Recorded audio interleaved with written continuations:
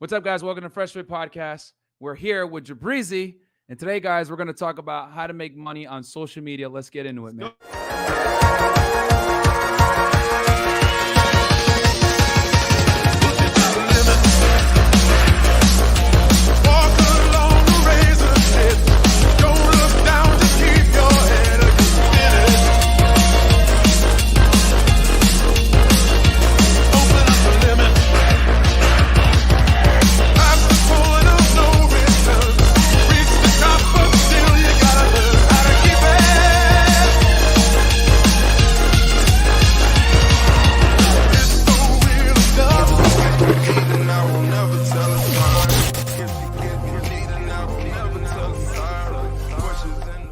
Hey, what's up, guys? Welcome to the show, man.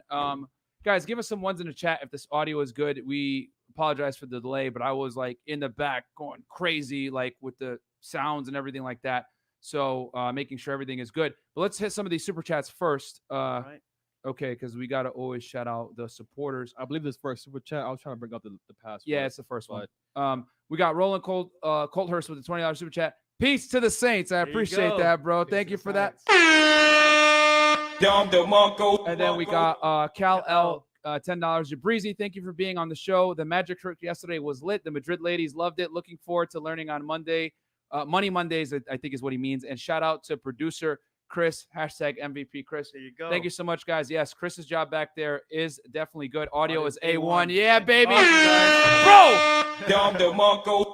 Yo, Man. I was stressing like Michael Jackson at the playground, bro. I was in the back sweating, working on that thing for like 3+ hours earlier today, guys. Like, because I got like a pretty good mixer, but it's like very difficult to use. It's like, you know, it's basically like producer grade. And yeah, dude, I had to calibrate the sounds, make sure everything was good. Because last night we had a late night show, and me and Fresh's mic sounded horrible, and I was pissed. Yeah. So like I spent all day fixing it. So that's the delay. And then on top of that, some dude was like fighting with the cops in the lobby of our building, bro. Yo, so that messed everything insane up as well, man. So like we were stuck trying to get on the elevator. That took us like 20 minutes to get up.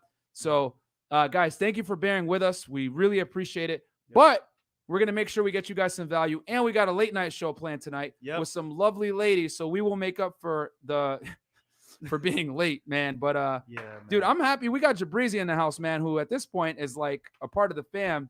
Yo, how you doing, man? Welcome to the show. I'm doing good, man. I'm doing good. That elevator thing was I didn't want to come out the elevator. I wanted to stay in, but they insisted that we had to come out. I was like, oh man, I got past this crazy guy. There was a dude like strapped to a bed, guys. Like he was fighting with the cops, and they strapped him to the bed, and then like they were all going crazy, and he was screaming at them like, "Oh, F you, guys!" Blah.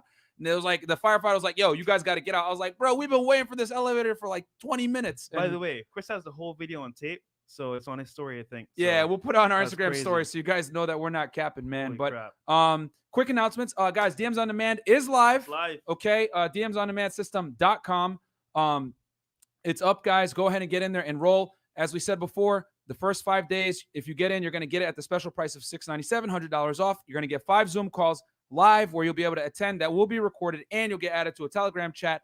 On top of that, you'll save the money. But if you don't take action, it's fine. The course will stay open, but it's going to be $797. You won't have access to the Zoom calls, so that will kind of suck for you guys. But with that said, man, I'll turn it over to Fresh, man.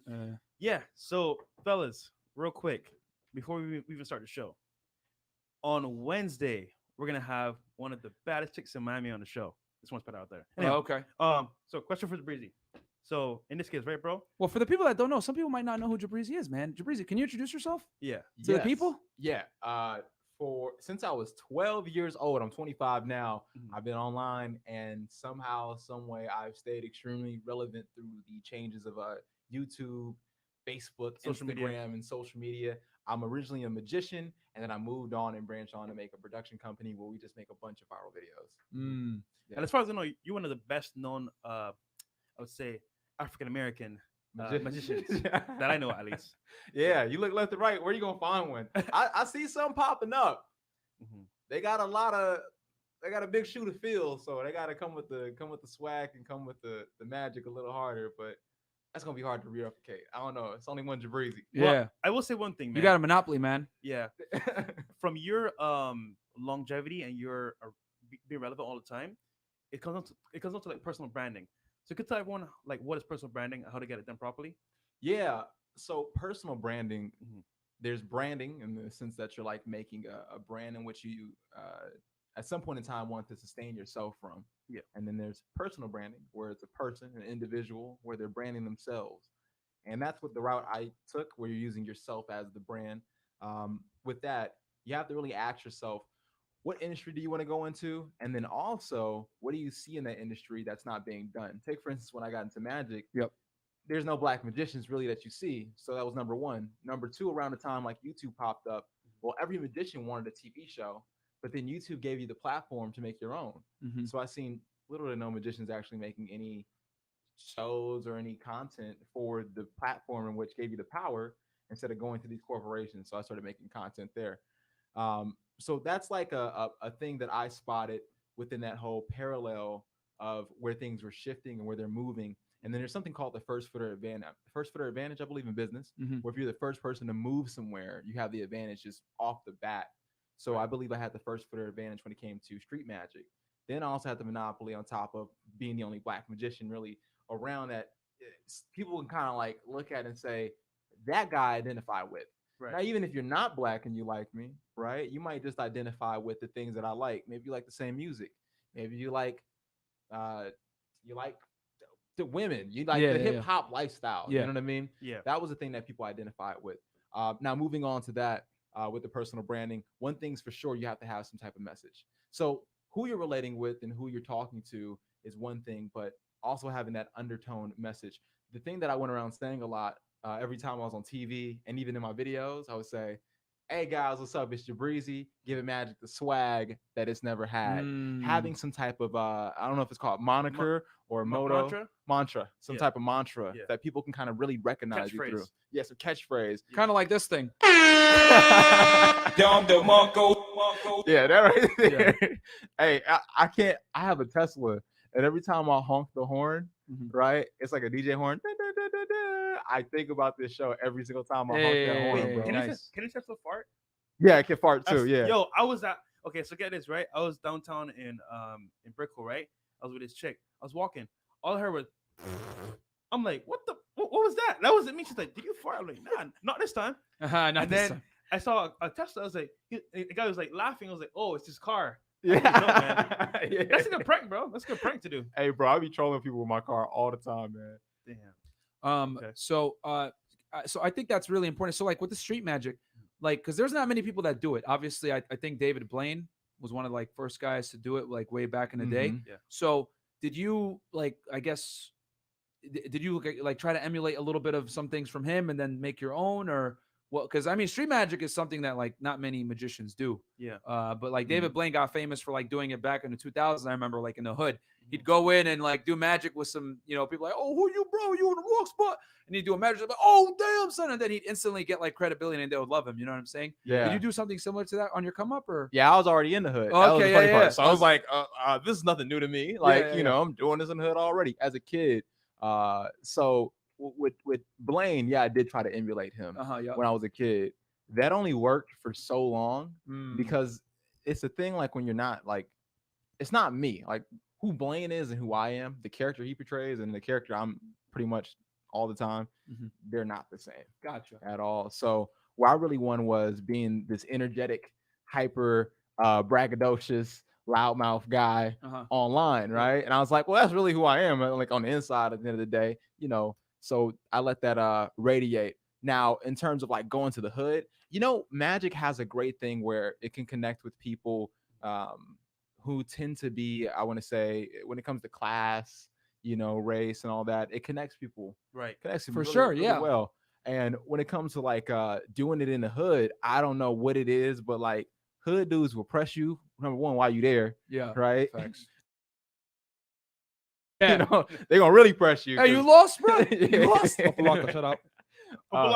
They're gonna really press you. Yeah.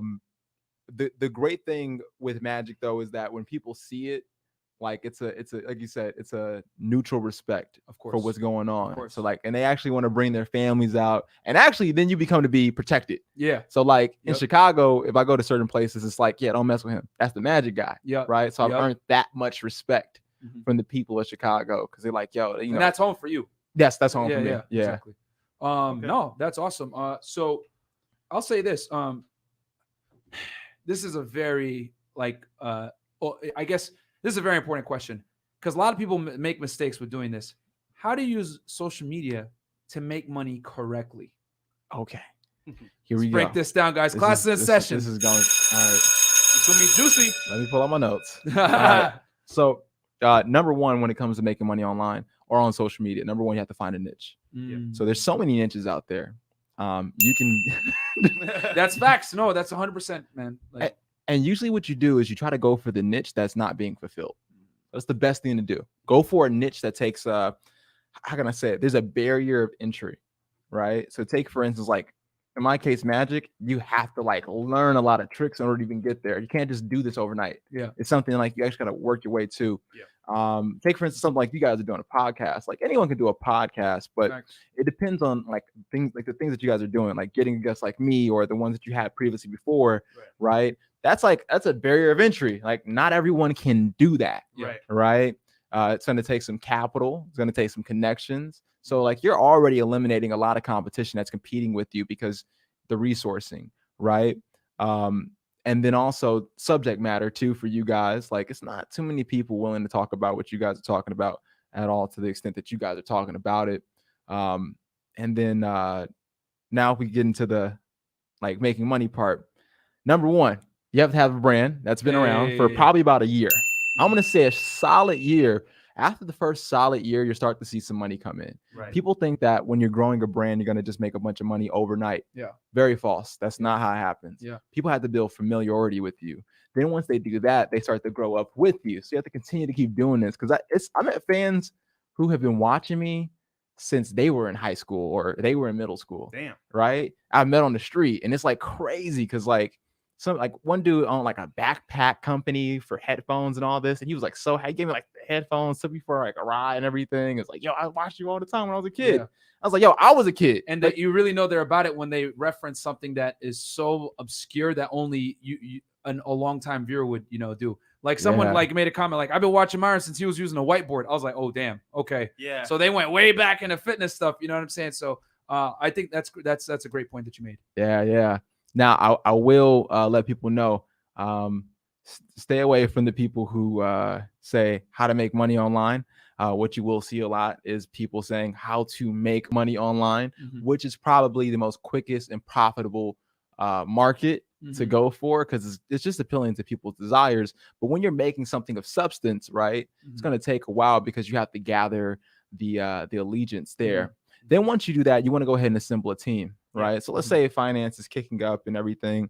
You want to at least try to build you a team of, I heard someone say you're not really a business until you have like 4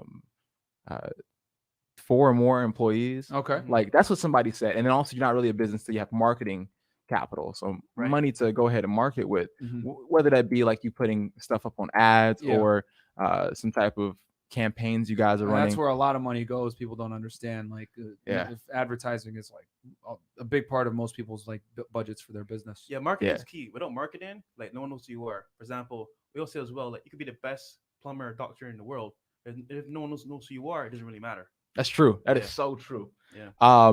And then I would also have this on top, creativity. And I'm going to say this because my father really punctuated this on me when I was a kid.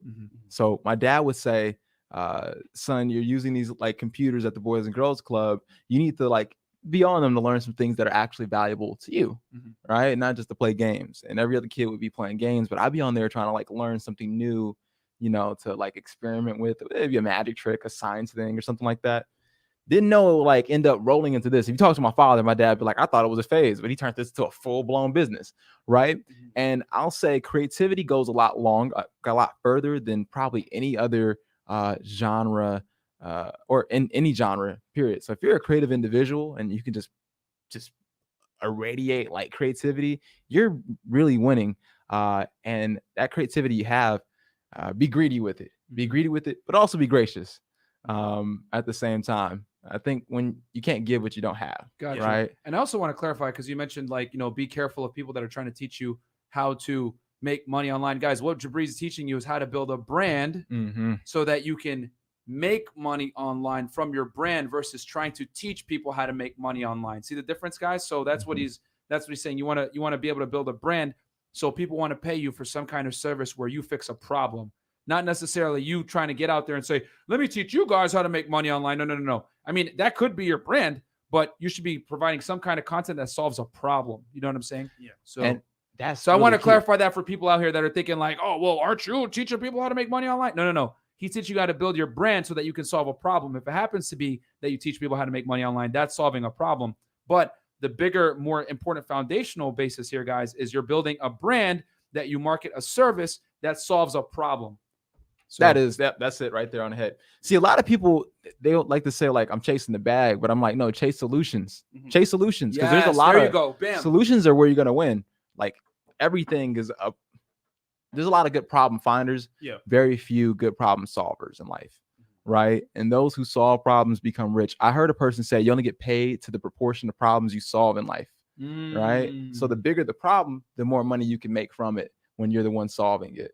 Right. So like we all know the guy who solves how to get to the first meteoroid and mine off of that and bring it back here is about to become a trillionaire. Yeah. Right.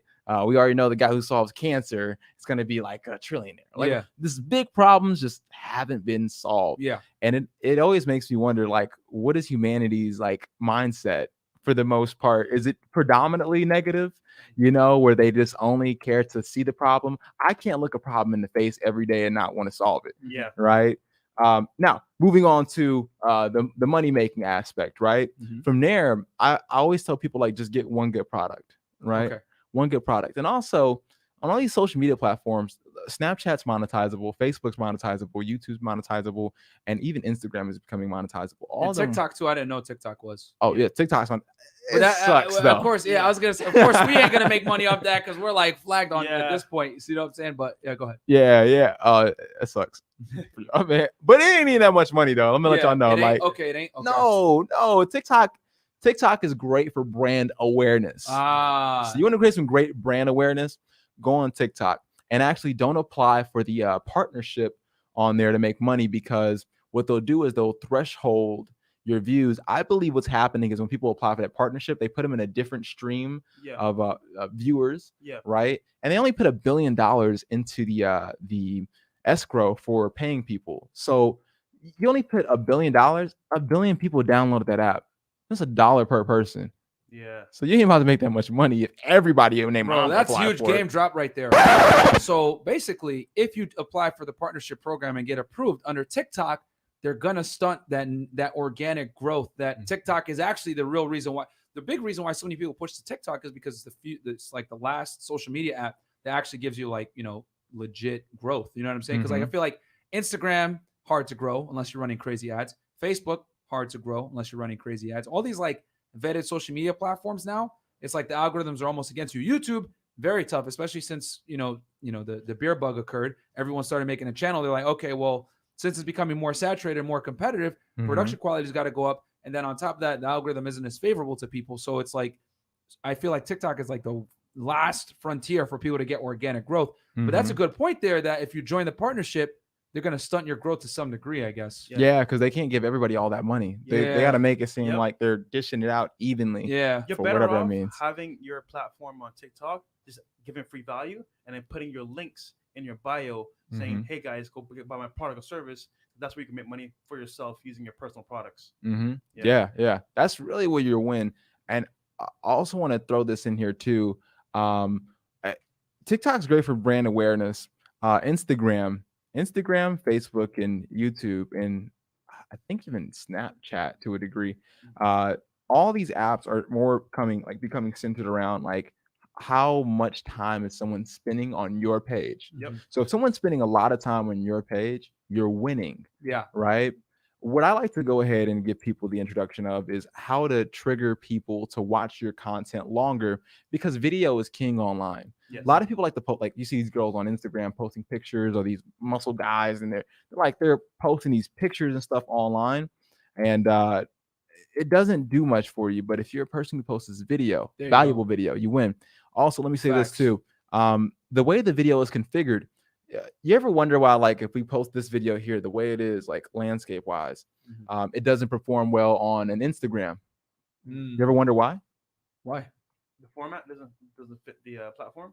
It's the real estate, the digital real estate of the app, right? So take, for instance, like you use your phone.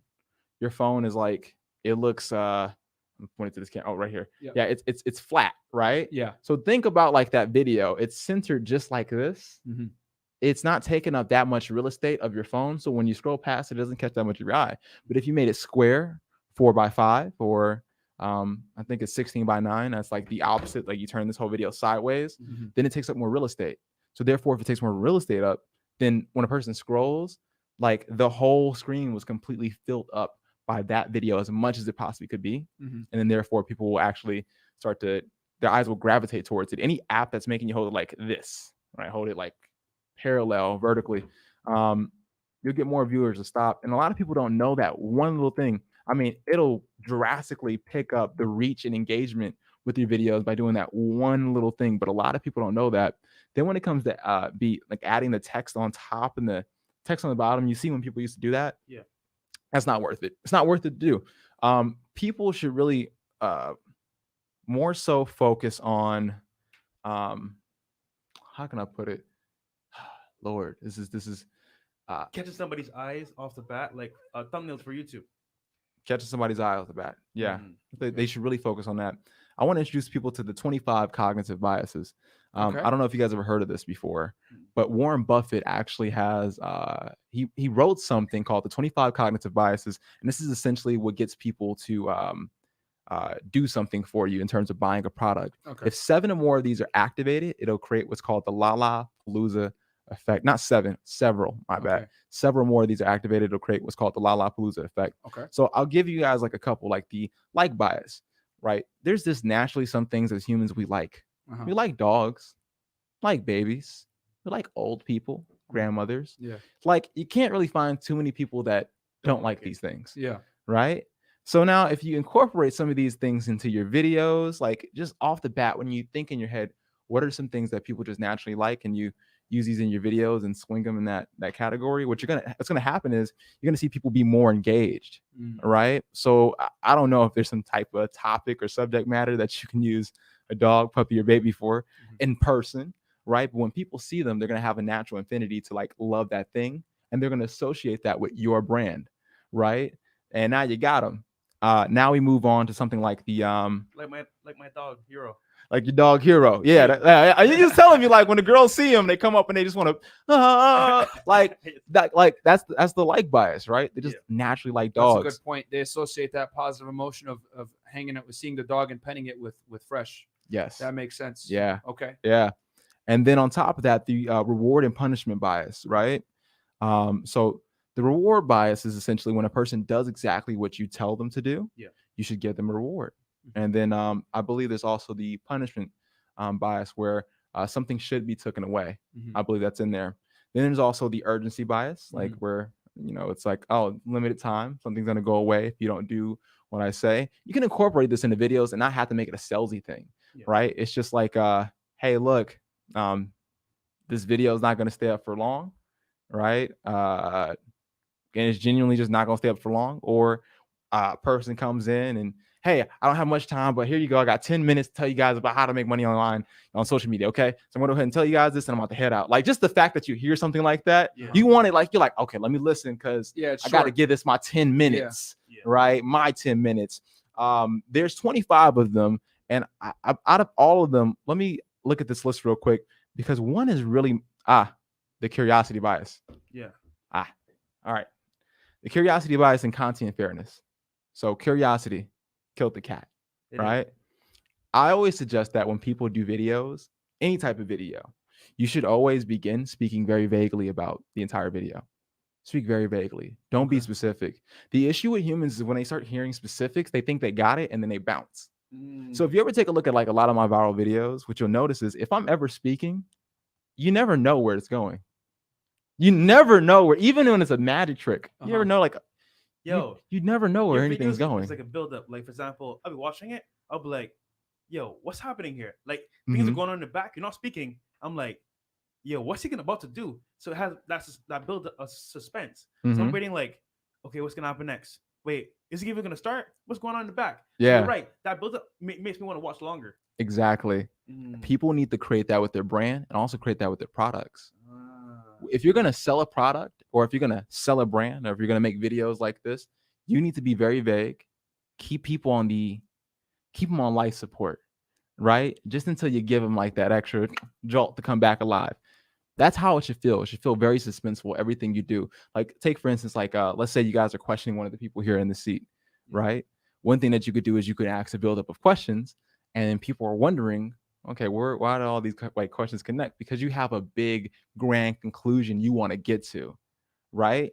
That's going to be a powerful clip if that ever gets out, something like that. That's why we ask them, what do you want in a guy? How tall, how much money, blah, blah, blah. And then they're like, and then they basically Fresh gets right to the point. You know what I'm saying? And Quick then, swallow.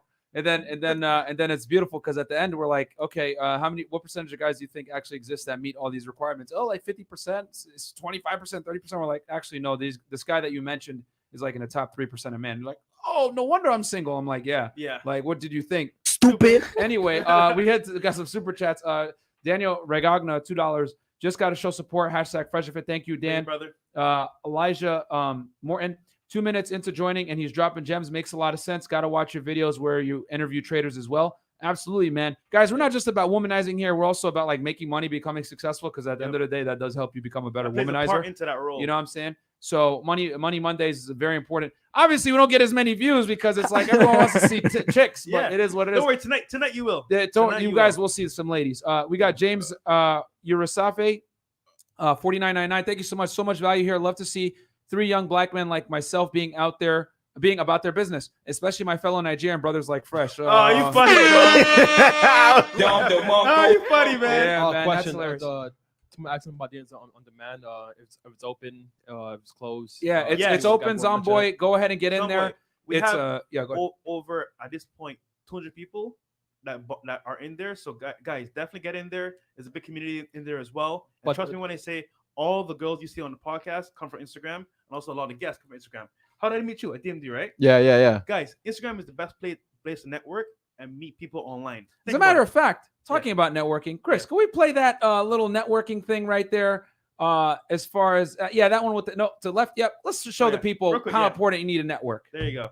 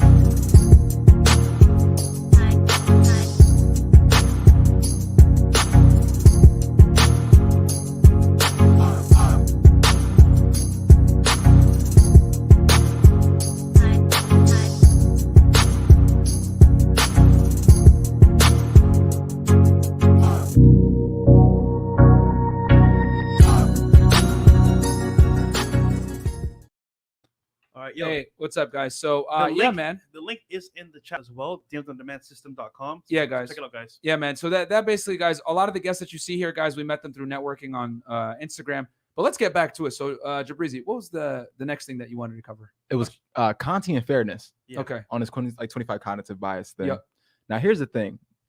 We do things sometimes hoping that other people will do the same thing, right? Did you know that you can actually use that to your advantage? Yeah. Yeah, you really can. You really can. Let me give you an example. I would say in business settings, right?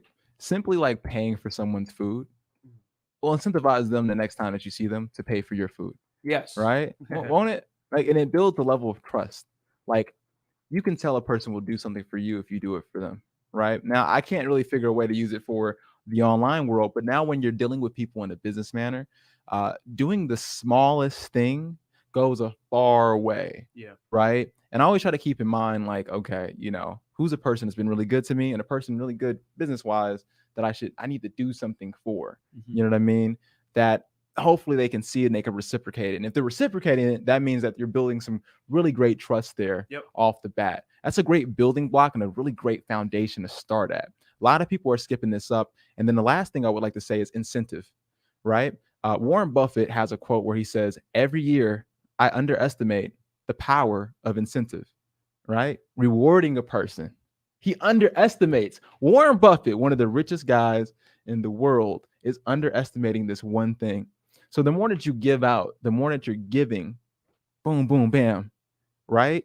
It's crazy because that actually puts you at a great advantage over all your opponents, because some people treat it with a very lack of abundance mentality, Greedy. very greedy mentality. So if you have a bunch of soldiers and employees or something like that, or if you're a person who's starting from zero, right? Like saying, you know what, I'm gonna give the best game I possibly can, even though we're not making any money. I'm gonna give the best content I possibly can online, so that people can genuinely build some trust with me, and hopefully this goes somewhere.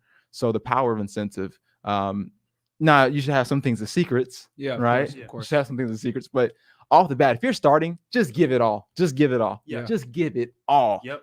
Give it all. It's Okay. like that book from Gary Vaynerchuk, jab, jab, jab, right hook, right? Right hook, Where- yeah. Where you're giving a lot of value, and then what happens is eventually, then you go for the jab. So, like for example, when we first started, all we did was we would come on, we would do like live streams from our bedroom, like Mhm. back and forth, saying, hey, you know what? Hey guys, here's how you talk to girls. Here's how you do the cold approach. Here's how you use social media. And we give a lot of value because we speak from facts, and that's what we're doing at the moment. Mhm. But And not only are we doing that, we're doing it in a competitive marketplace here in Miami, Florida. Yeah. Where, let's keep it real, guys. A lot of your favorite coaches, are they out here in Miami, Florida, dealing with like some of the hottest chicks gaming them? Yes. No, Mm-mm. they're in Colombia. Yep. They're in like the middle of nowhere. You know what I'm saying? They're in third world countries, like teaching you guys how to get girls. It's like, nah, bruh. You at that third world game ain't gonna work. Yeah. You But know? no, here's the jab though. Now they're seeing the receipts of the girls on the show. And these girls that we actually mess with, like you know what I'm saying? Like, so that in itself is the jab. So now they're saying, you know what, Dan, this is value here. That's extra value. Mhm. We need to donate and add to this show because it's an amazing show. And we learn the truths in the show as well. Yeah. Yeah, man. So- That's what it's about, Yeah. guys. You know, we try to get, and like I said, it's all, and here's the other thing too. A lot of people take that money and don't reinvest it back in. Yeah. And I'll tell you this, and I ain't gonna say no names, but me and Fresh have already noticed this. Like some of our competitors, they make that money and they basically just run and do a bunch of things with it, and they don't necessarily invest it back into the business, which is going to cause issues, because if you don't reinvest it back into the business and make the experience better for the viewer or the person that's consuming your content, well, Mhm. you're going to get stagnant and you're going to get stale. And then when you get stagnant and stale, growth stops. When growth stops, then people are going to get sick and tired of your message because you're not innovating, you're not doing anything different. A big part of innovating is upgrading the experience that you provide to your people. There's a reason why, you know, I make sure that we invest in better equipment, better cameras, pushing the barrier as far as like how far we can go. Mhm. And all of this is literally, it's critical to retaining audience, watch time, retention, attracting new people into our stuff. Yeah. So, but you only can do that by, number one, offering value. Yep. Getting compensated for it, taking that compensation, investing it right back into to provide even more value and continue building that pyramid up. A lot of people Mhm. get the compensation, hold on to it, and just keep doing what they're doing. That's cool. You make a lot of money doing that, but be prepared to like jump and do something else, because you're not going to be able to continue to use this platform to grow, because you're not innovating and changing things up. Yeah. Also, I want to add to that as well. So sometimes, right, you'll see somebody online and they blow up all of a sudden. Like, oh my God, they blow up. Like, how they blow up so fast? Like, that's crazy. Like, they're overnight success. But they were giving so much value at the beginning for years, for Mhm. months, and nobody saw it until that one time where that giving turned into, you know what? Damn, they gave the right amount of value to the right amount of people, and they reshared it, and they blew up. Perfect example, Kevin Samuels. Oh yeah, So yeah. he was doing Yeah. YouTube for a while, right? Mhm. But what did he do? Give until one video went viral, Yep. and that was it. Yep. So that technique you said right there is very powerful. And if your content's good, someone's going to discover you. Go ahead, Exactly. Jibrizy. Sorry. I would say this too. There's to a degree a secret formula to almost everything. And if you can spot the patterns, you'll win. I look at a lot of businesses, and sometimes I'm really good at spotting like the pattern that's going on, right? Take for instance Kevin Samuels, right? Mhm. Where he wins is for some reason, I, and I might throw this out here. I look at him and I'm like, he's able to get women on the phone, have discussions with them, get them to show their face, and then also be able to have the conversation. That plays into one of the 25 cognitive biases. It's the us versus them, right? It's called us versus them. Yep. And that's essentially where there's an opposing force. People are picking a side. And I think sometimes with content, when I watch it, some of the most successful content, especially in the manosphere, is the us versus them. Yeah, It doesn't very really, true. yeah, Very true. It's masculinity versus like toxic feminism. If we're gonna Mhm. like pick a boilerplate to like pick, that's typically what the narrative with a lot of this type of content. And you know what I would do if I were you guys? I would use the tool Google Trends to find out what opposing forces, and I would just quickly put them into Google Trends. We may or may not be doing that. Yeah. I would put the two opposing forces in Google Trends, and I would start discussions like that. Like take for instance, like capitalism versus socialism, right? Or there's so many topics of opposing forces that rarely ever get discussed.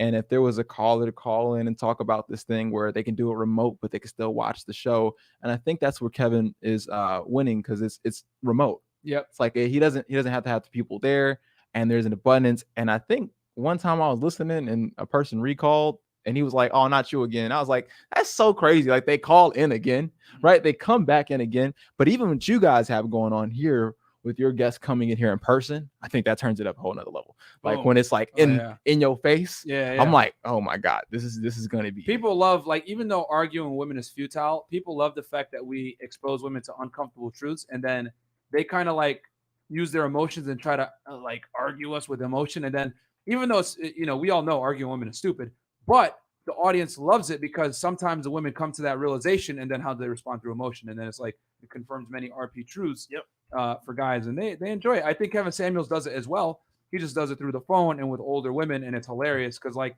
he's basically like the equalizer for a lot of guys. You know what I'm saying? I've been telling these old chicks that they can't get a high value guy, but now Kevin does it in an eloquent manner, wearing a suit, and the women are actually turning an open ear to at least hear it. They might not necessarily listen, but they can hear it. Whereas like a normal dude, if you told them, "Hey, you're 40 years old, buy a dog and die alone," they wouldn't take that seriously. They'd be like, "Oh, you're just hurt." But when he says it, it has a little bit more power and authority because he has a platform. He's well dressed. He's well spoken. He's not an ugly dude. Pause. And the women will actually at least listen to him. Well, excuse me, at least hear him, because listening and hearing are two different things. And we all know women like to hear, but not necessarily listen a lot of the time. But them just hearing it is enough to cause that entertainment spike for people to be able to be like, "Oh, let's see how she reacts to this." You know what I'm saying? Buy a dog and die alone. It's like with a woof sound. So yeah, so that's great points that you mentioned there, like identifying it. Jibrizy, also as well, there's a platform, right, that people seem to forget about, but you use it very well, and it's Facebook. Yes. Oh yeah. Tell us about Facebook. You're one of the pros on Facebook, man. So Facebook is rather interesting. I got on that platform. Well, number one, if any social media platform pops up, get on it. Like some people had the whole mindset of being extremely biased towards them. I'm like, why? Like Clubhouse is a new one we're trying to figure out. Yeah, I can't get on Clubhouse.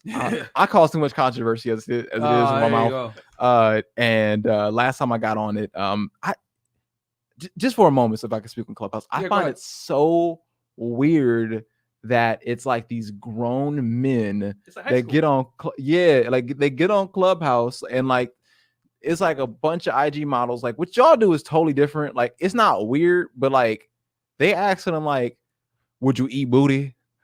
All right, would you lick my toes? I'm like, yo, this is weird. And I click on him. He got chains on like me. He got the money brick to his head. Like, I'm like, yo, dude come from Atlanta. I'm like, yo, this is really weird. Like, grown men should not be asking questions publicly like that. Like, that's not on an audio interface. It's weird, bro. Yeah, in fact, we've been kicked out of a few Clubhouse chats because I remember we walked in we got into one chat and they were talking about Kevin Samuels is a fraud, and then another one where they were talking about like, oh, it's a white man patriarchy and like women are suppressed. And I was like, actually, you're false. We live in a gynocentric society. They immediately kicked me out for saying that. Yeah. You know what I'm saying? So yeah, Clubhouse is super woke, man. So We'll go ahead. Sorry. Oh, man. Yeah, they kicked us out Well, right good. away, bro. I seen some people No put delay. Clubhouse influencer on their page, like on their Instagrams. Bruh. Red flag. Yeah, I don't even know what that is. I don't know what a Clubhouse influencer is. yeah. Um, Let's hit Tracks. Facebook. My bad. Facebook. Yeah, let's talk about I didn't mean to Facebook. detract. Yeah. So yeah, let's talk about Facebook. Facebook is one of those platforms in which people always they're really underestimating it. It's a beautiful platform. You got to think about it. To Who's on include there? ourselves, we don't use Facebook like that. Yeah, barely. We'll admit it. Yeah, that's. Yeah. We're gonna get some game from Jibrizy. from you, Wait, man. real quick, just because we've been ignoring these super chats. Frank Sonaro, $5 Canadian. Jibrizy Magic Drop in Knowledge. Who will be the kings of social media game? Jibrizy or Fresh? The answer is both. Brisk Clown, $50. What most guys don't get is that once you become high value and grow your brand, the chicks will chase you. Absolutely. Well said. Well said. Big facts. And then let's see. I want to make sure we don't miss anything. King Chris, a part of the Freshfit fam. Shout out to Jibrizy coming back on the show. Myron and Fresh have been giving out good, valuable content since August of 2020. Get on DMs on demand, people. Thank you so Boom. much, Thank King you, Chris. Appreciate that. We got Ray J 1499. What would be dope is if you guys had a F&F coffee shop or bar. You know what? Maybe down the road we will do that. Because the night game here, like the nightlife industry here in Miami is very competitive. You know guys, what? So We should have both. a restaurant with hot girls serving guys, like Like Twin Hooters. Peaks or something like Yeah, that, or a yeah, Hooters. like a Hooters. That could be something. With Hooters Freshan- is trash though. What else do we got? Chris, we caught up? Yeah, we're good. Okay. Yeah. Go ahead, Jibrizy. Take it away on Facebook. Sorry about that. So here's some big knowledge on Facebook. Facebook is, I mean, when you think about the two big competitors, number one, Facebook owns Instagram. Yep. Facts. So like Facts. that's one thing. And then two, when we talk about Facebook is the giant realistically compared to YouTube, and YouTube and Facebook have been competing just relentlessly over the years and years and years. So people haven't even given Facebook a look or a chance at all. But I believe a lot of people will find a lot of success in their industry on Facebook if they can only figure out the formatting of what they're doing. What I usually find for Facebook is number one, to be on Facebook, you just got to make money off of it, a 3-minute video. That's it. Like, and it's monetizable. Like, that's not too hard. And then if you're coming with like subject matters like you guys, right? There might have to be just with the Facebook audience. I want to be very honest. Like, they're a little different. Like, it's like you can be the opposing force, but you just got to make sure you're going through it about the right way. Like YouTube, you can be unfiltered. Yeah. There, you will lose a lot of money by being truthful. Yeah, you will lose a lot of money being truthful. I mean, hell, Facebook doesn't even let you run dating ads, I think, if I'm not mistaken. They right? don't. Yeah. They don't. No. 'Cause I don't, and I always find that really weird. I've done some viral videos where we're just joking. We're talking about like Tinder or something like that, right? And they'll immediately kick your Now, nope. You can't do a video with a what do they call the guys that follow a person when they're cheating? How to Catch a Cheater? Yeah, no, like who's the person that they hire, like an undercover, a PI?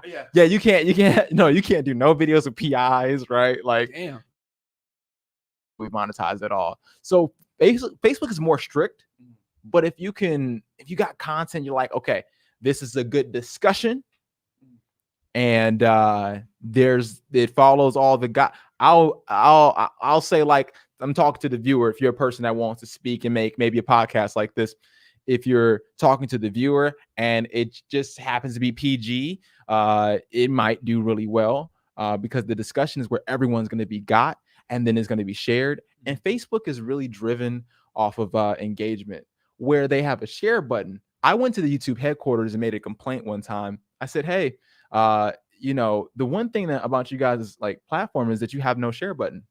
Like, you can't share anything on Facebook at all. Like, I mean, on YouTube. So like, I mean, I share it to Facebook, and Facebook's your competitor. They don't want it. They don't want no one to see it, And then if I keep making people swipe away from my Instagram's gonna be like, yo, I'm not sending you any more people. You keep sending them over there. Doesn't YouTube have a share button now? They have one now. They're like a SoundCloud button, right? Yeah, they do now. Yeah, they do now. But it did take a while for them to do it. You know what I'm saying? Yeah. So I'll tell you this. So if someone wanted to make money off Facebook, how would they start? Like, would they make a Facebook page and get people to like the page? Would they make because if I'm not mistaken, you have to have a Facebook profile. Then once you have a profile, then you can build a page from that. But you can't just make a page without a personal profile first. Am I mistaken there? Or Yeah. What I will say is Facebook is highly competitive. It's extremely competitive. If you can do it, you'll win. If you can find a niche that no one's fulfilling, you'll win. Think about that guy, Derek. I'll give you the requirements Derek too. Jackson, there we But go. Derek Jackson Yeah. I know he made a lot of money on Facebook Damn. because like he's just saying everything that They want to hear. they want to hear. And who is on Facebook? Well, let's talk about it. Single. It's There we go. It's predominantly older stay-at-home moms Yeah. for the most part. Of course. So yeah, and they're on there like it's like Maury or like Jerry Yeah. Springer, you know. They Facts. want to watch something, and you know they got like some free time and they want to just sit down and enjoy a video. Yo, it's Now- funny, sorry to interrupt, but some friends that have girls, they DM me, hey, you know, I watch your views all the time. I'm like, what? Yeah, I watch your live feeds about the girls and late nights. I'm like, okay, that's See? funny.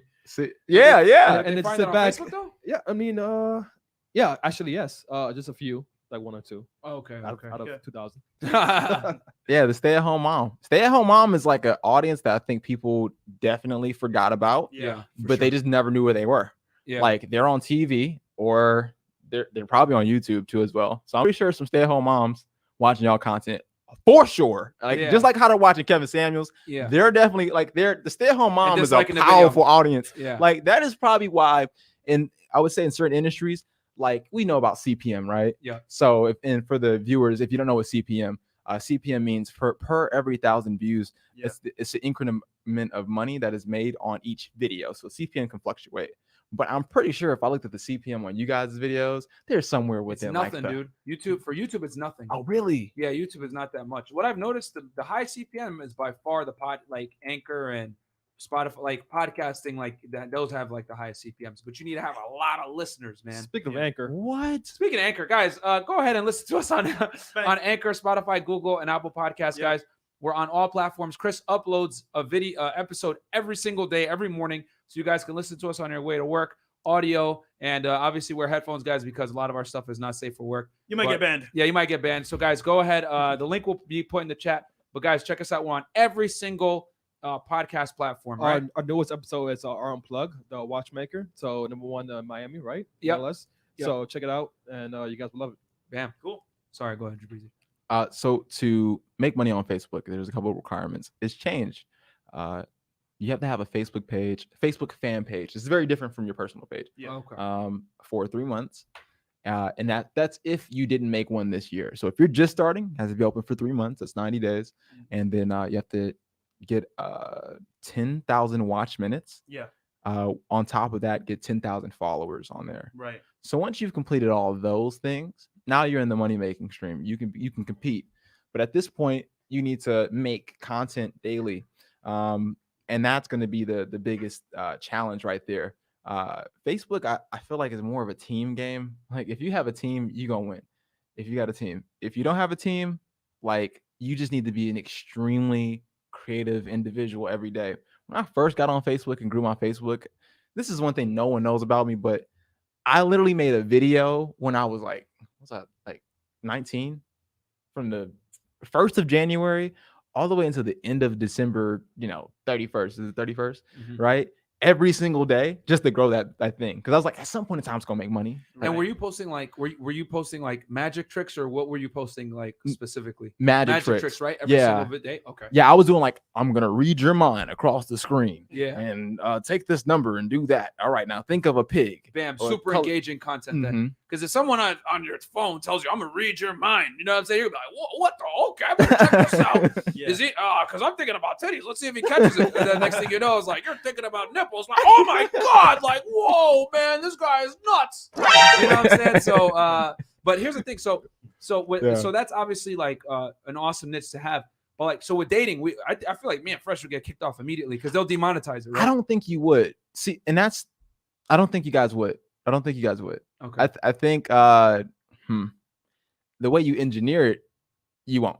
Okay. The way you engineer it, you won't. Okay. I think Kevin Samuels, I don't think he'll get kicked off. Like something tells me Kevin won't get, like if he just posted his content that he already has. Oh, he has a Facebook page too, helping people get married. So Really? you know what? Yeah, Yeah. I forgot that he has like a whole Facebook thing too. I feel like Yeah. if we posted our late night podcast and we kept it like a random, like we don't say the dating topic, we say like a random topic, it'll be good. Yeah, you guys have so many topics that are like really good Yeah. and good segments. Really good segments. Yeah. Maybe we'll that- start doing that, man. yeah. Because Facebook is something that we didn't really. We'll get a clip and just post it up there. Yeah, we didn't Mhm. even really like go down. But sorry, go. So you were posting every single day, like Every a single magic day. trick or something like that. Yeah, I So- was going in. Yeah. Actually, do you know DDG? Pontiac made DDG. He's a Mhm. YouTuber. Yeah, yeah. So I remember, right? He used to do it like that. That guy's talented, bro. He used to do 3 vlogs a day for a whole year. And when I say grind, that's a grind. Yeah, Imagine vlogs guys- is by far, for anyone that doesn't know about YouTube, vlogs is by far the hardest way Yo, to create YouTube content, man. imagine doing a vlog 3 times a day, every day for a whole year, bro. That man made 30+K a month, right? Oh, for that dang. whole year. But guess what? When he finished that year, his audience tripled, quadrupled, right? Uh-huh. So you're right. Putting that grind and effort builds up an audience, and then from there you can kind of like, you know what I'm saying, stagger it a little bit more. But you're right. Yeah. Yeah. Now we're growing a personal brand. I'll say this because I'm growing. I grew the Facebook. We got to making content and everything. Got the team, and then I got the YouTube and the Snapchat and Snapchat. And guys, you can- Jibrizy Snapchat does you can have make. a team, by the way, just to let you guys know. He makes quite a bit of money. How many people you got on your staff? Like 10 or something crazy like that? 15. This guy. 15 Which people. 15 people is a lot, bro. We on Yeah. our team we got like what? Us, Chris. Yeah. You know what I mean? We Yeah. got our boy Tom, our YouTube guy, and then we got like, freelancers that kind of help us out now here and there. Yeah. But like, yeah, we don't got like a team like that big, man. And I'm Yeah. assuming like they all exclusively like work for you, right? Mhm. It's not like they work for other people too, like where they freelance, like they're just work for you. Yes. Yeah. Yeah. They just work for Jibrizy. That's He's a huge, man. 15 business, people, yeah. Man. Yeah. Jibrizy's a business. So man. okay, let's hit some. I think super We chat. got one. Okay, we got one. We'll read it real quick. Okay, we got Life Will 999 paying dues for the value y'all are bringing. 27 got RPO wear last fall, saving hella money, no debt, and smash and peace leave with virtually no monetary emotional investment. Make men great again. Well we're said. trying, bro. We're trying. Good job, man.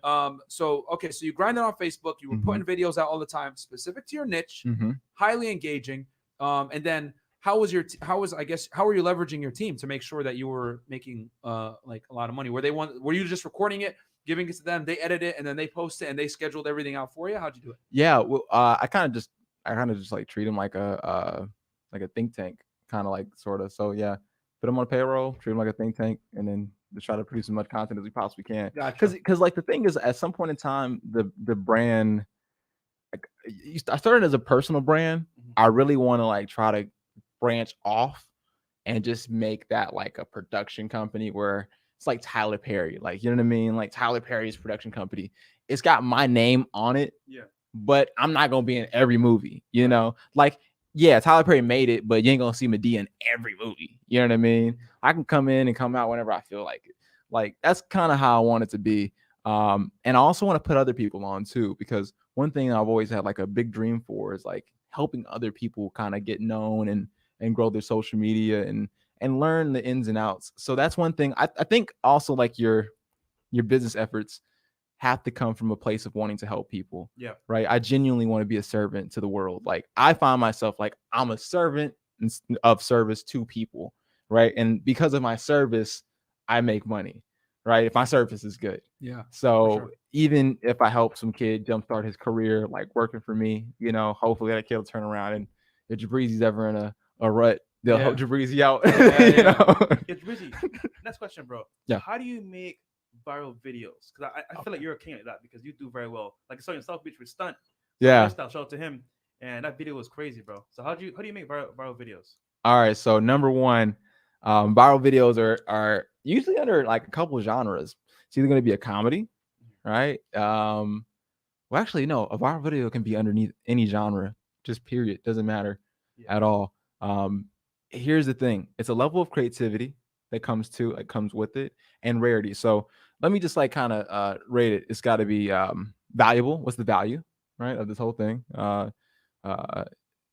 Like, it can't be replaceable. Like, so you can't like be able to substitute this for any other video online, right? So when you think about it, you have to narrow it down to saying this is a rare video that has a value to it. It's going to make you laugh, it's gonna teach you something, right? Like I'll give you an example. I did a video on teaching people how to get a broken key out of a door with a glue stick, right? With my mother. Like, so my mom broke a key off in the key, like in the door, and I got a glue stick, and we melted it with a lighter, and we just stuck it there, and we held it. And my mom poured some Sprite on it to cool it down, and then we just pulled it out. Bro, that video is just it's been, I don't know where, it's just been going up every month. That same video. It hasn't stopped. I did that a year ago, and it's still going up. Damn. And you make money off that video. I make money off that video. Back in the day, I made a video on how to get Snapchat followers. On Snapchat, you have to make sure you come with something that, okay, it doesn't have to be this is in my notes, like magic, right? People don't care about the truth. Like, and that sounds so dark to say. No, but it's true though. Lord, like facts, like in this day and age, no one really cares about the Actually, they'll facts. suppress you if you say too much facts like we do. Hey, Yeah. girls are hypergamous. What? Suppress this video. You know what I'm saying? Isn't Aaron Cleary doing a whole course on not telling the truth? Not a Someone's course. doing He's gonna do a book on like he's gonna write a book that gives comforting lies to women, and he's gonna prove that he'll be able to sell that more than the truth. Yeah. Wow. Yeah, it's his like operation. I forget what the name of the operation, but it's gonna be hilarious. Yeah. Wow. Yeah. That's what Derek Jackson and Matthew Hussey and Yeah. Dr. Phil and Oprah, all of them do. Like any mainstream media outlet, The Real, all these people, they make a lot of their money from lying to women, man. It's Yeah. crazy because women are the consumer base. That's true. But you know, it is what it is. But yeah, so Wow. okay, so going back to what we're saying, like the facts isn't necessarily always. People want to be entertained. Yeah, people just want to be entertained. Like Yeah, they facts. do not care about the facts. Yeah.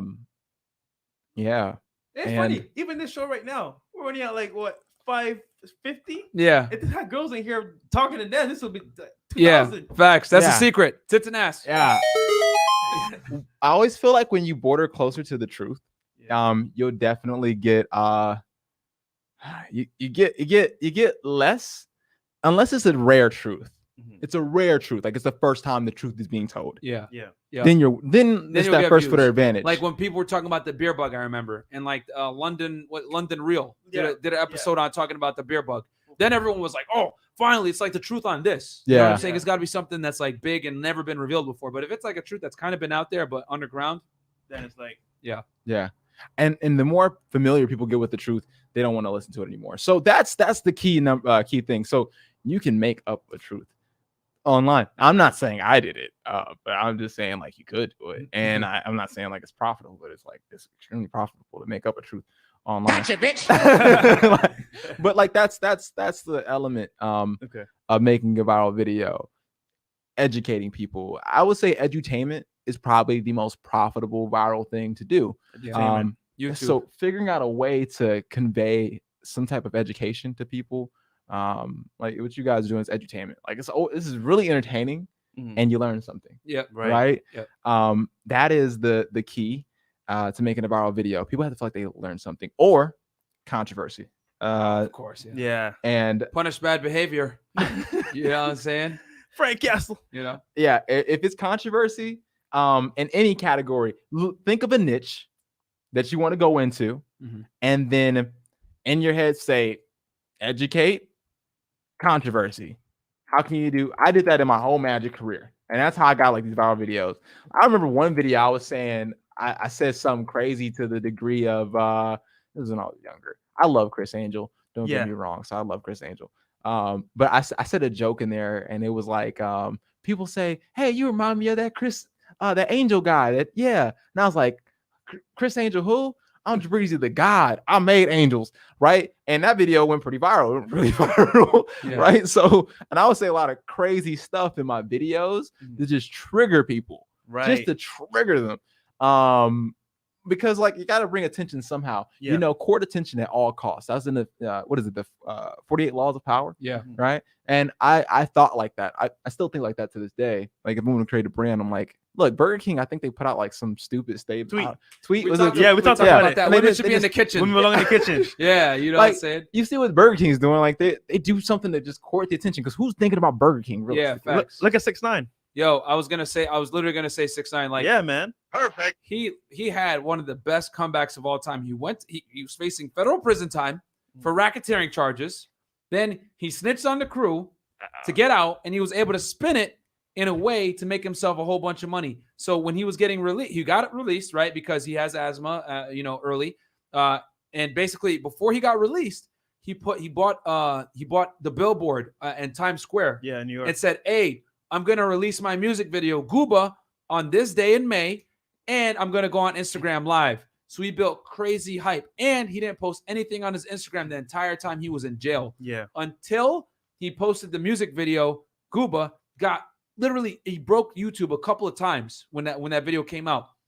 Then he went on. Then after he showed the video, he went on live, got 2 million live viewers on Instagram, which destroyed everybody's record. Tory Lanez, Drake, everybody, and he explained what happened with why he snitched and everything else like that. Now, a lot of people hate 6ix9ine. Oh, he's a snitch, blah, blah, blah. But one thing you can't take away from the guy is he's a marketing genius, man. Yep.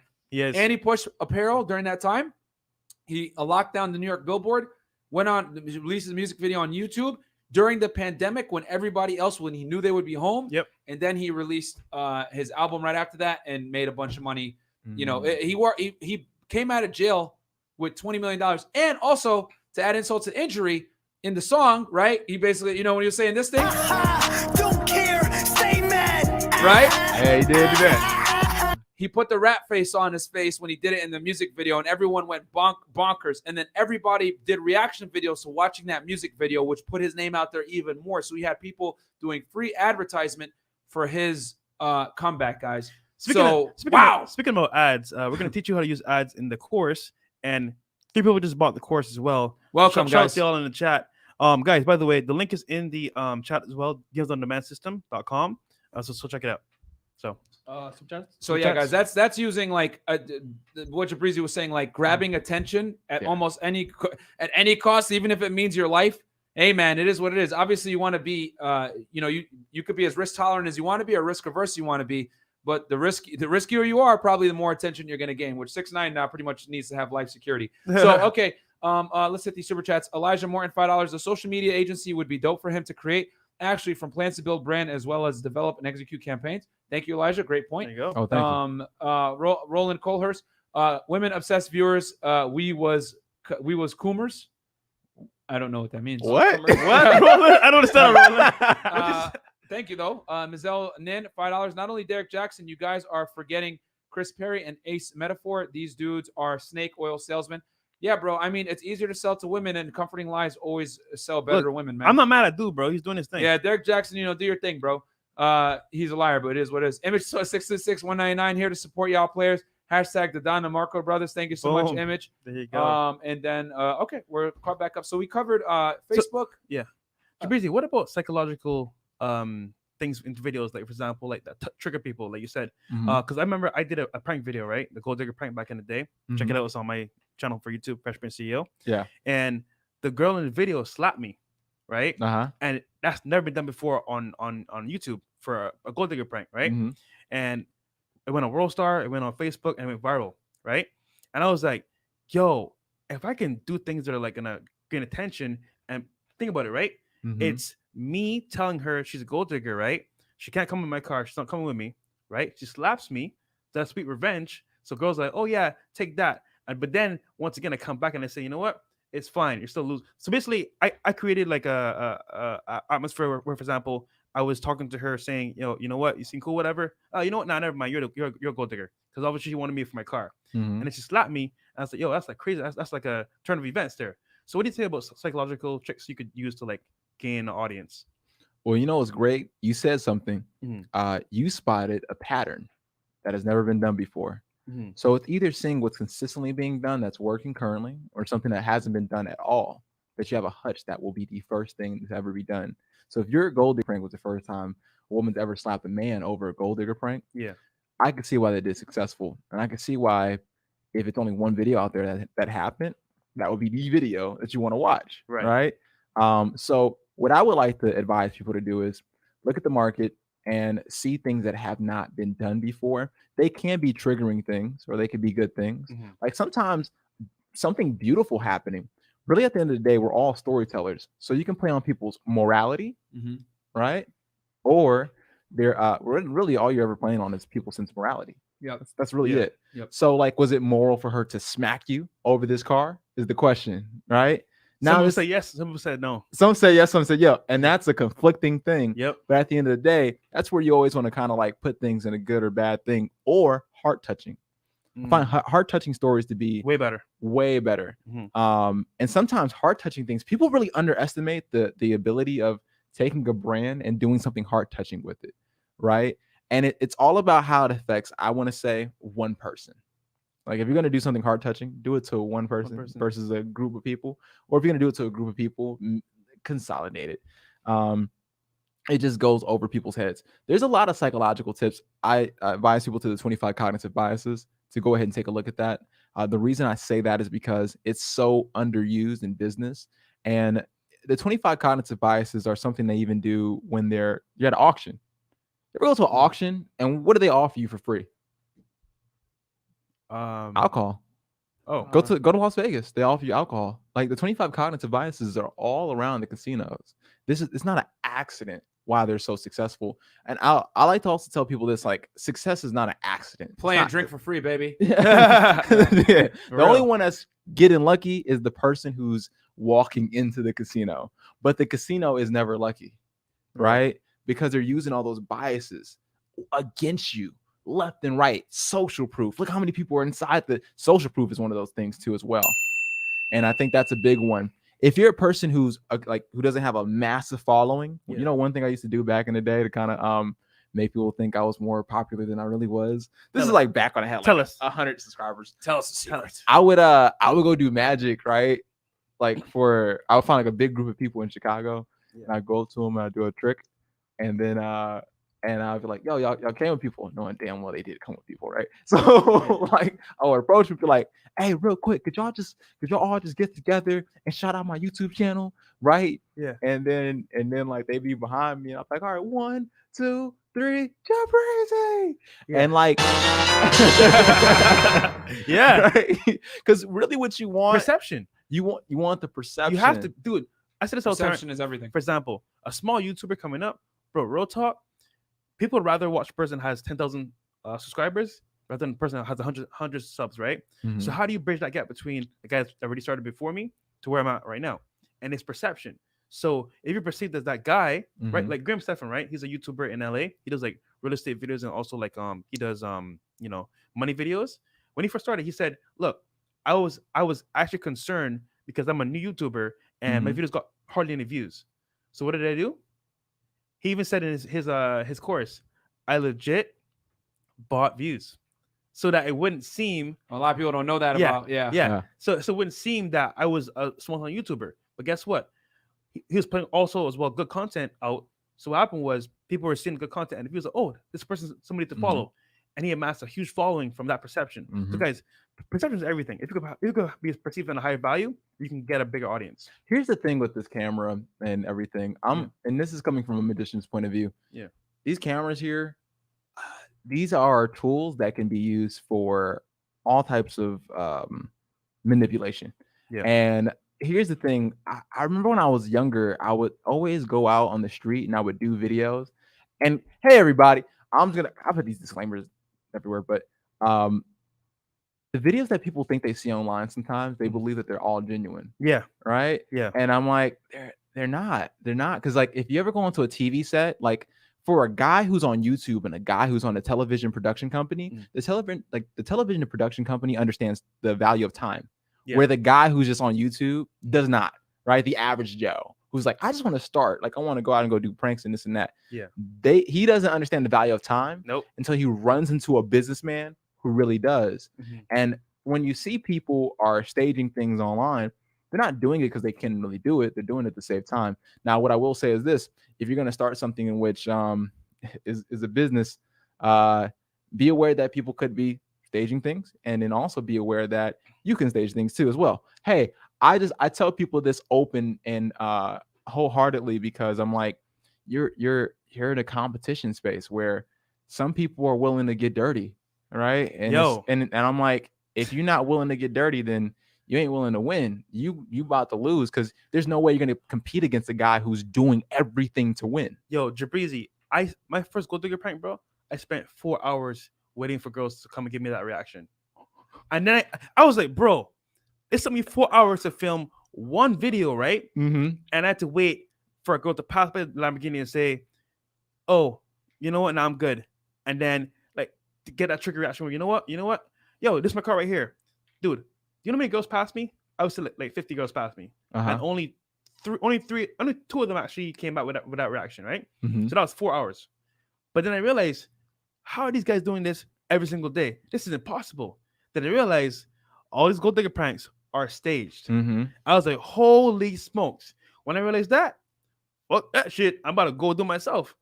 I got the girl, did it, bro, went viral. Because guess what? The time I can spend doing it real, it might take forever. But if I can stage that reaction, and it's still real because it does happen, but that time that I did it in that period of time, I could do 10 videos. Exactly. So it's like, Fresh bro, is giving you guys some secret sauce Yeah. on prank channels right now. yeah. You know And- why yeah. though? The girls pass by and not even want to talk to the guy in the car because girls hate taking L's. You know.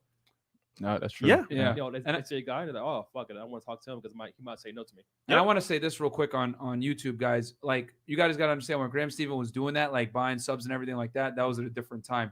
I highly suggest for you guys that are trying to get on YouTube now, don't do that. Yeah, don't No. do that now. Don't Don't do do that that now. now. No. Do not It do would that screw right you now, up. guys. That will mess you up so bad. Yeah. No. So The lesson here is raise your perception. It doesn't mean you Yeah. should buy shit. I'm just saying raise your perception so that like Jibrizy, he had people show them out in a big group. That's perception. Maybe you need to go ahead and pay somebody to give you a shout out. That's perception. Yeah. So whatever it is about getting high perception, even at a small level. Because guess what? Once again, would you rather follow somebody with 1 million followers or 10,000? yeah. The one But to I'll million. tell you guys this right now on YouTube. Do not, and I mean do not pay for anything on YouTube as far as like views, subscribers, anything like that. Don't. It will destroy you. Yep. Because the YouTube algorithm is already designed for you to fail. So if you do that, You're it's gonna done. mess you up. Yep. Now, with that said, in our course on Instagram, however, Yep. we do teach you guys two different ways. You can either do the organic growth or you can do the paid route, and we give you guys the plus and negatives of both. And how to use both in a way where if you're gonna do the paid way, teach you how to do it in a way that isn't gonna destroy your account, make you shadow ban. Because a lot of people mess up, they do some dumb stuff, they'll buy 100,000 followers, whatever it is like that. Yep. And we go over the nuances in DMs on Demand in intimate detail on which people to use, which people to not use, all that stuff, guys. So we talk about that in DMs on Demand in explicit detail, which we talk about in a module, then we talk about in the Zoom call, and we will cover it again in the 5 Zoom calls that we have on there. So DMsOnDemandSystem.com. Yeah. And guess what? Girls, once again, they perceive things in a whole different way. Facts. So once again, A girl's life is perception, guys. Why do you think Yeah. she takes pictures of her food when Yep. she's at a restaurant that she knows she damn well can't afford? yeah, when you You know what DM a I'm girl, saying? right? Who's she gonna respond to? The guy with the most how would say aesthetic page and with the most followers. So if you got 100 followers, bro, what's she gonna respond to you? Versus you got 10K followers. So guys, the perception is everything. Facts. Yeah. So I will say this with having a bunch of followers, especially when I don't know if it's just me, but you should always ask for a girl's number before you ask for her Instagram. yeah. Because I don't know why it is. They always think like you're using it, like you use it like all the time to do that. Yeah. I found it better to they walk themselves into that. Yeah, they 'Cause find it themselves. They find it themselves. They Yeah. find out themselves. That's when you're really winning. I didn't know you had that many followers. Oh my god. Mhm. Yeah, it's always better when people just stumble into something Right. versus like it's brought up. Because in my situation, Mhm. I have way too many at this point. So like every girl looks at it as a move. Like it's like oh, it's a chess move. I see what you're doing. All Right. checkmate. Yeah. Like like that's it. Yeah. But it's better when they kind of naturally discover it. So I find the number route to go great. And then I think at one point I wasn't following any girls. I wasn't following anybody. I was just like testing something out. And what ended up happening was since I didn't follow this girl, she got upset. She's like, "You're not following me," and I was like, "Well, do you want to follow or do you want to get to know each other?" And then she said, "Good point." So like, if you're a person who's not following anybody, that's a good line right there. Yeah. Dude, Yeah. that's There you go. pretty dope. There you go. All right, bro. Real quick, how important is it networking with other content creators when you're coming up? To network with people is actually quite important because for me, let's take for instance like there's really I never okay. collaborating with people is hard because if one person's doing their own thing, another person's doing their own thing, and they're very similar, it's going to be some conflict in time and interest. Yeah. But let's take, for instance, if you just know them off the bat and they live close in your proximity, this person can, like, when you're ready to go the business route and maybe they can help you on a business venture, this can be a business partner. Yeah. Networking may not be good for the immediate short term, but for the long term, when you need to gather up allies and you know they're strong, oh, it's good to know. It's really good to know. Yep. Because I want the strongest of the soldiers. I don't want the weakest. I want the best of the warriors. You know, I want the lions, and I need to know who the lions are. So one day when I'm ready to go ahead and rally them up and really do some damage, yeah, those are the first guys I'm calling. Yep. Yeah. Okay. That's good to know. So that's where you're gonna make a lot of money. The second you find out a big crazy way of making money online, those guys should be the first people you call. Boom. There You you have the go. drive. So talking about money, right? I know you have something up your sleeve as well, because you know. Oh man. Jibrizy is the master of magic, black magic. No pun intended. So could you show us your trick up your sleeve? Oh Jibrizy? man, he ready to see it. Y'all don't Man, even know. Yo, Hey, real talk, right? He did his prank this trick yesterday, right? And I'm like, bro, The girls went crazy. the girls were like going, "Oh my god, I could pay for my car now." Which is on Patreon, that video, guys, because Yeah. one of the girls made a comment that is not YouTube safe, so we had to put on Patreon. Guys, we're gonna keep it up, dude. Real talk. Facts, we're gonna keep it up, but The video was gonna be up, but she said this thing that was, bruh, what? that dude. She said, it was before you came in. We'll tell you off the air. girl in the white jacket said, I can't say it, but Yeah, bro. We were just like, that ruined the whole video. That ruined the whole video, bro. Literally. Wait, was it because it was Yes. R-rated, or was like that was Yes. just should never be Yes, it was like, R-rated. Yes. Everything X-rated. yeah, it was. She said the abominable, the Yeah. worst thing. no, it was no bueno. But all right, Yeah. let's do the magic trick. Boom. All right, yeah. Can't wait. There it is. All right, so all right. So check this out. All right. So I'm looking closely this time. all right, he looks You close. look a full. close. Yeah. Fresh, All right, Fresh is gonna use so this look. one. Look, we have here $1. Yep. There you go. I'm watching it. Look, guys, I see a Is dollar right here.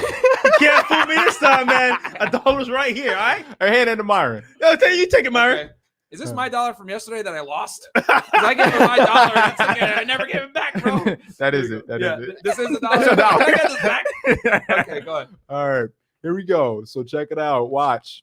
I'm gonna take this $1. I'm gonna give it a fold. Nothing funny. In fact, I'm gonna do this over again for the camera right here. Watch. I'm gonna get a fold. Watch. I can confirm it is $1 because it is my dollar. I want it back. All right. All right. Here we go.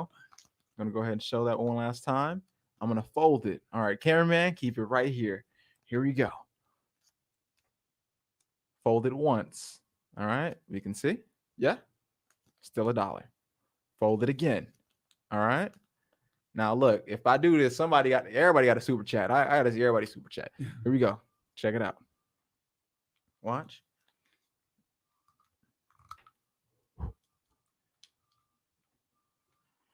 Give it a flip.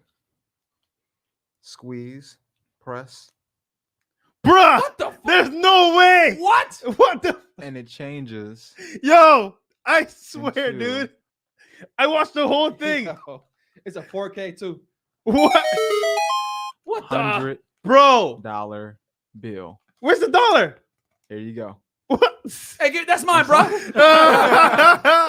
yo, man. yo. I'll say this. Yo. Every time Jibrizy comes on a set, I make $100. I'll say that. Holy smokes, Oh, bro. man. Yeah, hold that up for the camera, bro, so they can see it. Guys, this is crazy, man. Oh, man. Dude. Man. Looking fresh.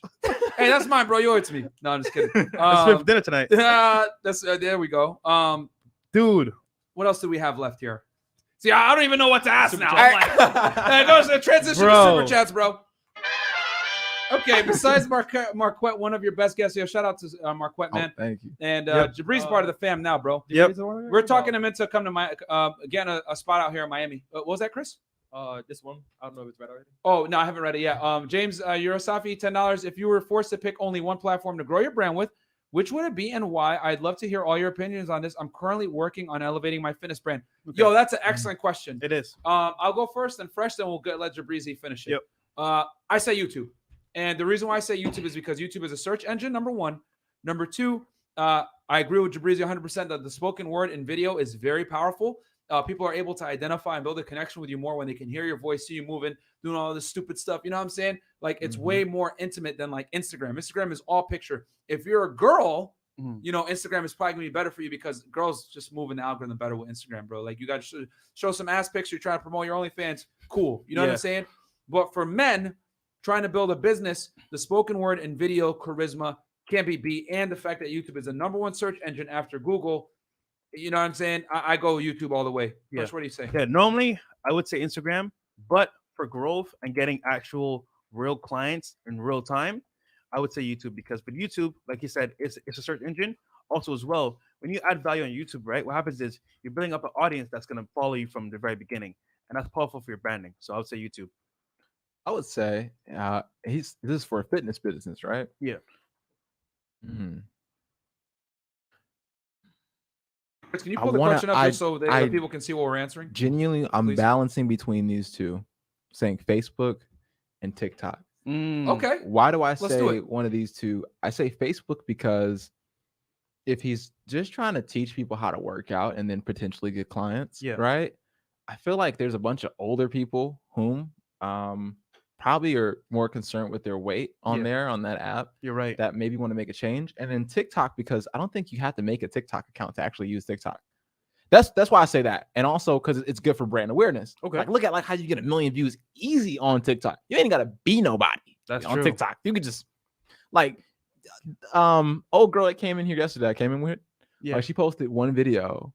Right now it's sitting at 2 million views. Like, she only has 3 videos up. Damn. Now I help her put up one. And it's like, that was it.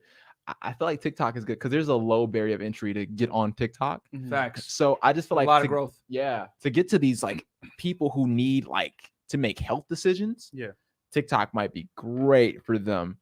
It's about how they angle the content though. Right. To them. So if they give them like some candy, or jab, hook, right? Like they might do good. But that's just a theory. That's a theory. I think YouTube is good for the long term. Yeah. Like for people to find your content over the course of time, and also trying to drive those drive your SEO up. Yeah. YouTube is a good place. And I will say this because I was a fitness YouTuber first, guys, and I will tell you that the fitness industry is saturated on YouTube. And I like the strategy that Jibrizy gave with TikTok. So what you could do is you could use the TikTok to like get that organic growth and then funnel them back to your YouTube.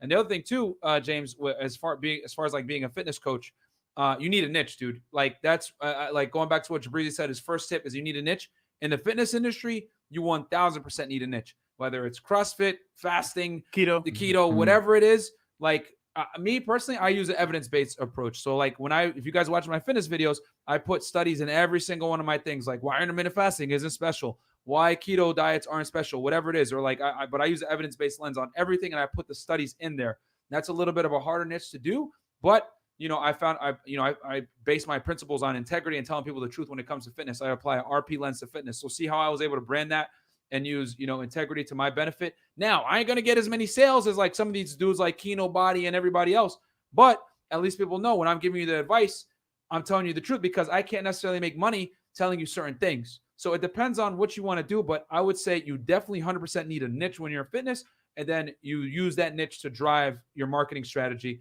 And I think TikTok is a fantastic way to start because it's organic growth, and you can like pretty much put a link tree there so people can find you on YouTube. You know what I like to say, because he actually said something that was so deep.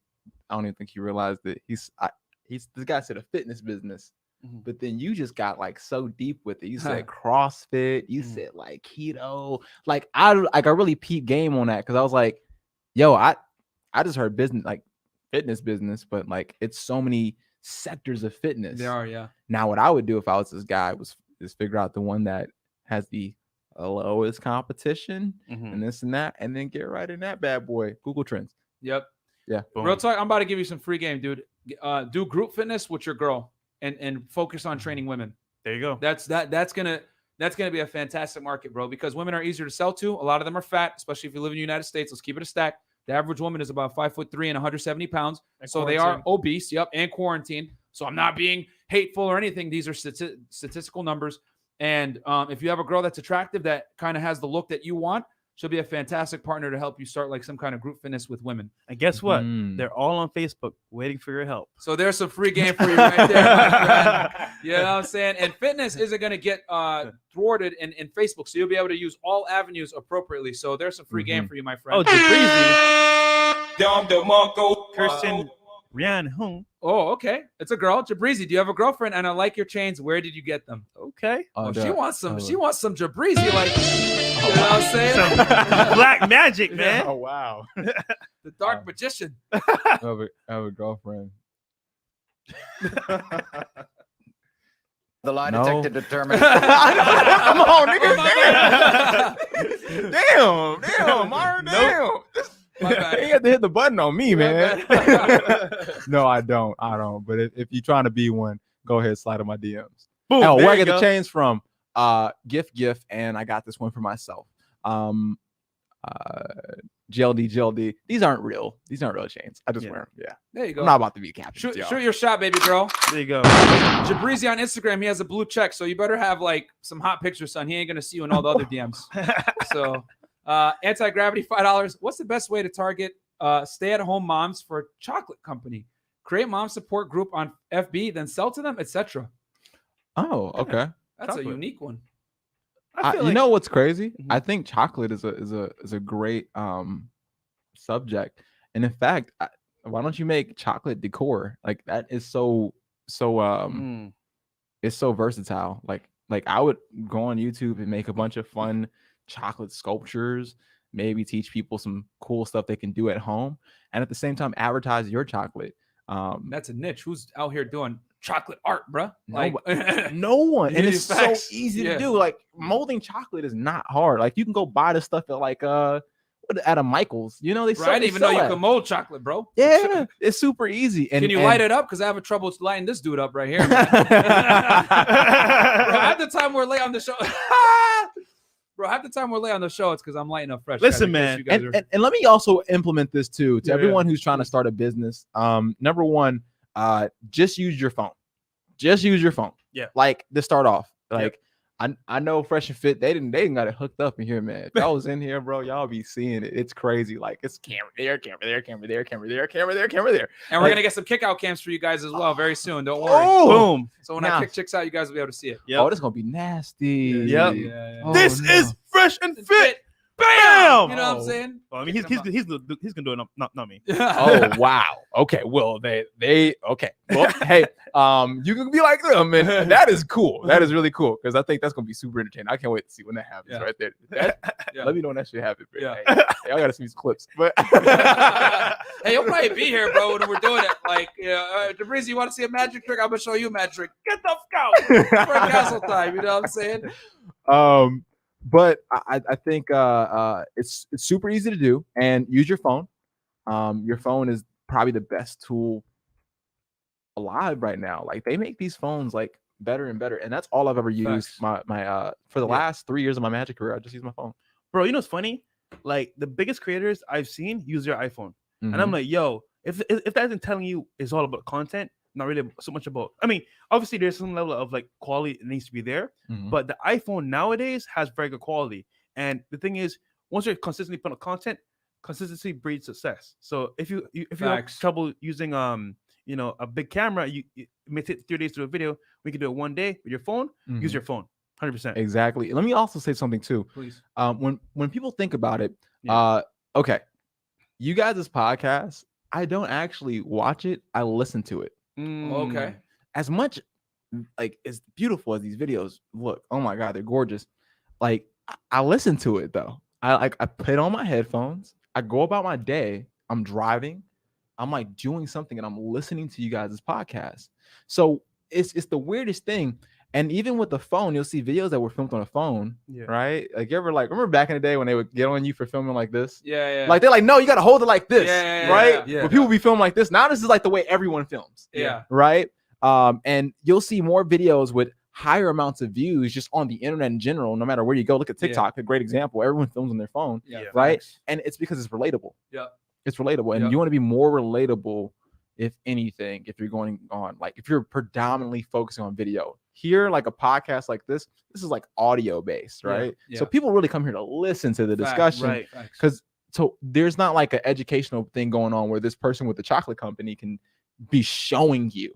You know what I mean? Well said, They can yeah. show you how to make a chocolate sculpture. Yeah. You know, we're here like it's the discussion that's stimulating you, not what you're seeing. Yeah. I will say though, I had a phone call earlier today, right? One of our subscribers, and he was saying, basically like, bro, I'm a photographer here in Florida. I'm a big photographer here, and I love your content. But what I do is, when I'm editing my videos, I play your podcast and I listen to it.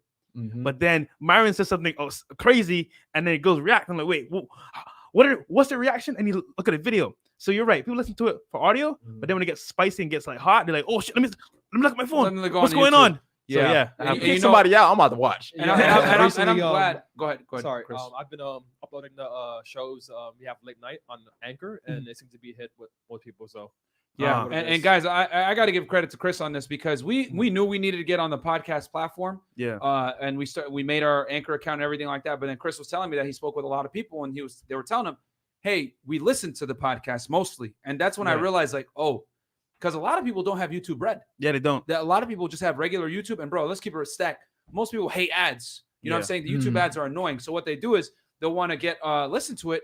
Like pretty much maybe with only one ad on Anchor. We purposely don't put many ads on Anchor, guys. Maybe we put like one or two at no, most. 2 is the max. 2 is the max. You know what I mean? We don't want to kill, and we don't put it in the beginning. We put it like way in the middle, right? Yeah. So like after you've already Yeah. been listening for like 45 minutes to an hour, and a lot of people enjoy listening it to it more on their way in because a lot of people don't have YouTube Red where they can minimize it and it stops. So guys, we're gonna keep giving you guys the heat so you guys can listen to us on Spotify, Apple, Anchor.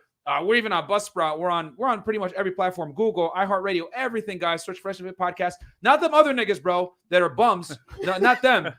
Fresh and Fit with the little thing in the middle. You know what I'm saying?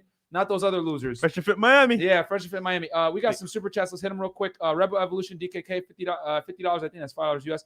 Ask if it's Jibrizy if he uses demons to swap the bill. If so, he better not travel to countries like Dubai. Okay. so Use demons to swap the bill. he Yeah. can't Why gotta be believe it. working with demons? Why can't Yeah. I be working with Jesus? Yeah, there you go. Come on, man. James Water to wine, Safi. you know? Jibrizy, I just checked your IG. I see you live here in Vegas too. I might need your help, man, but I don't see a website. How can I get in touch with you? I have a really cool idea for my YouTube. I'm 100% sure it's gonna blow up if executed right. Oh, how can he reach you? Oh, dude, I got my phone. Thank you for the support. Go ahead, Jibrizy. I got my phone right here, sir. DM me.